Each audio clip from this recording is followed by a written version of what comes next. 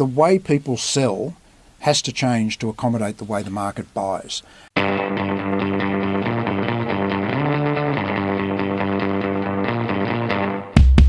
Hello, I'm here again with Wayne Moloney. Welcome back, Wayne. Hi, John.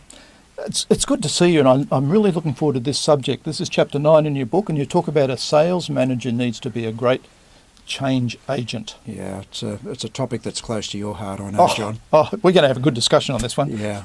So what do you mean by he needs to be a good change agent? Look, John, guys like you and I that have been in sales as long as we have, we've seen a lot of change over the years, but I think you'd agree there's never been more change than what we've seen over the last decade, and probably the last couple of years in particular. It's just accelerating, isn't it? Yeah. And massive acceleration. Absolutely. And people that don't accept that change, remember it was Charles Darwin, people say, it was survival of the fittest. Well, Darwin didn't say that. He said it was the survival of those capable of change, yes, as distinct from survival of the fittest.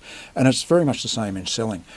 As that environment changed, the market's changing, the way customers go through, the old cliched buyer's journey, the way they go through that now, regardless of what stats you believe, they're engaging much more offline or off the sales cycle that you're in than what they were previously. Yeah, we often get a conflict between the sales process and the buying process now, because the buyers are so much better informed.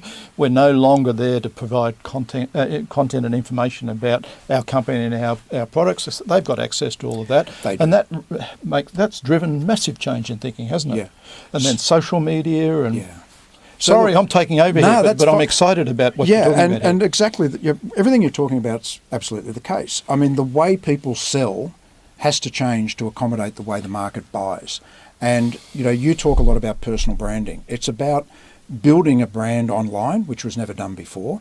All the way you network now has changed. It's not a case now of networking physically and getting to events and networking that way, although that's still got merit. Still very, very valid. It's now about how do you network online and how do you build that. And those organisations that don't support and encourage their staff to do that are going to fall by the wayside.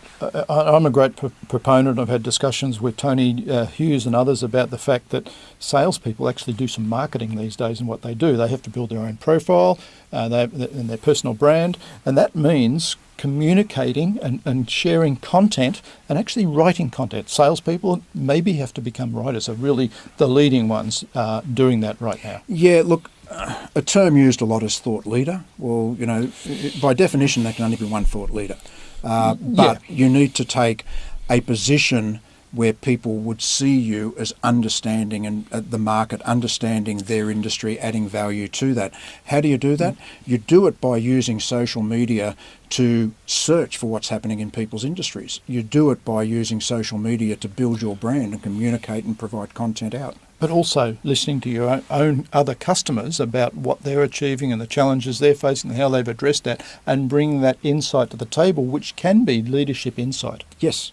And that can drive change in your new customers as well. That's right. And, we've sort of focused in a little bit on that social media side because it's just such a big part of selling these days. But, if you think about that change agent, we're also talking about the way organisations report. And what we're talking about there is to get that change within an organisation, the change may not just be with the market or with the customer, the change may be internal, that you've got to start to get the organisation internally thinking differently to the way they demand reports. And perhaps being more collaborative in the way they operate and so on, which is what's happening.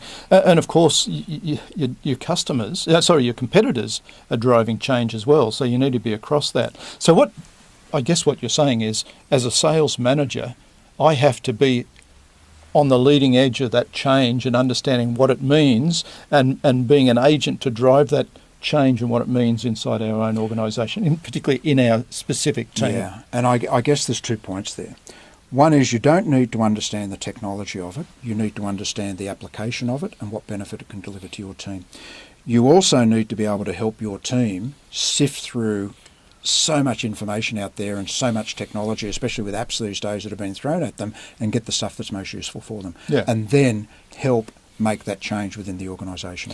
It's being a change agent is essentially knowing how to adapt to change, identifying the change and managing the way you adapt to that change to leverage the greatest productivity and be ahead of the game as much as possible without being hanging out there on a cliff. Yep, very much so, John. Okay.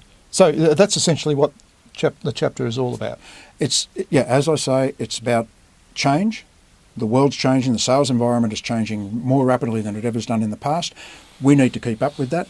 The sales manager doesn't need to understand all the technology, but he needs to understand how to apply it. So as a sales manager, you need to embrace change and be the agent that drives that change, particularly in your own team, but in your own organisation.